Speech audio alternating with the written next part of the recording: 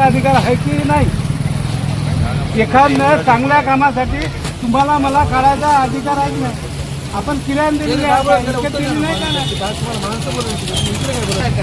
तुम्ही मला पर्याय व्यवस्था सांगताल नाही तर मला घर खाली कर. तुम्हाला जर पावर आहेत की नाही मला खाली करायचं?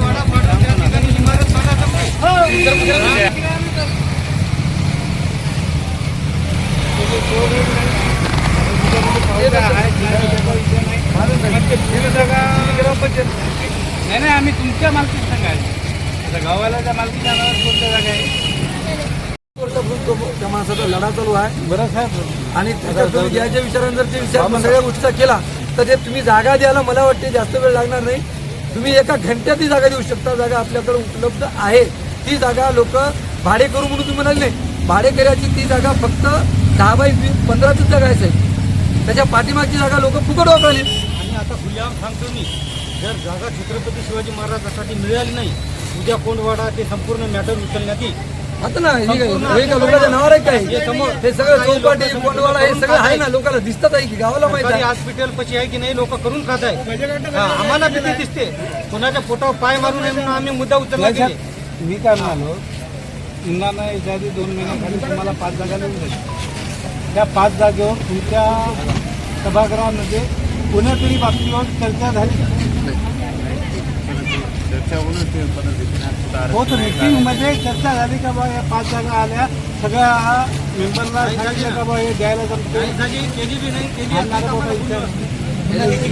तुम्हाला चर्चा केली ना, तुमच्या शिवसाहेबांनी केली. शिवसाहेबांनी चर्चा करत असताना नगरसेवक होते. गव्हर्नमेंटचा माणूस आम्ही लोकप्रतिनिधी आम्हाला म्हणावं लागत आपल्यापाशी हे 5 द्यायला जमत नाही. हे दुसऱ्या 5 तुम्ही दाखवायला पाहिजे होत्या. तुम्ही आम्हाला सांगावं लागेल तुम्हाला. तुम्ही स्पेशल मिटिंग लावून यांना आता 5 जागा दिल्या की नाही? आणखी तुम्ही याला 5 जागेचा प्रस्ताव द्या ना. हे नाही ते हे नाही ते हे. बघा, याच्यामध्ये असं सिद्ध व्हायला याच्याकडे जागा आहे, सगळं आहे. द्यायचा विचार कोणाचे झालेले नाही, द्यायचे नाही. म्हणजे आपण म्हणतो ना, एखादा माणूस फार गरीब माणूस आहे, शांत माणूस आहे, तसलं या नगरपंचायतच्या कर्मचाऱ्यांचं काम झालं. बोलायचं नाही. आपण यांना पर्याय ऑप्शन म्हणून 5 जागा दाखवल्या होत्या. त्या 5 जागेमधली कुठली जागा, त्या 5 जागेमधली कुठली जागा यांनी आज देतो म्हणलं तर 1 तासभरात देऊ शकतात. परंतु आज असं कळालं की याच्या बोलण्यावरून, नगरपंचायत कर्मचाऱ्याच्या बोलण्यावरून असं कळत आम्हाला वाटतं की 100% यांच्या मनामध्ये शिवाजी महाराजांच्या पुतळ्यासाठी जागा द्यायची नाही.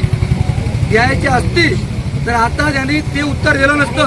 शिवाजी महाराजांच्या पुतळ्यासाठी जागा द्यायची ती जागा आज यांनी भाड्यानं दिलेली आहे. पुढच्याला त्यांनी बोलतात की ते भाडं आमचं भाड्यानं दिलेली आहे, भाडे तत्वावर दिलेली आहे, ते देऊ शकत नाही.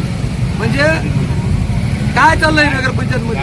ह्या सगळ्या गोष्टीचा जर खरंच खोलवर जाऊन विचार केला तर मला एकच म्हणायचं आहे, मावळ्यांनो, आज गेल्या 7-8 वर्षापासून आपल्या मुन्ना भाऊचं हा लढा चालू आहे. या लढ्याला साथ द्या, नाहीतर काय हे लोक आपल्याला उगाच फिरून काढाले. गेल्या बारला कोणतरी आलं, लिहून गेलं, या बारला काही पता नाही.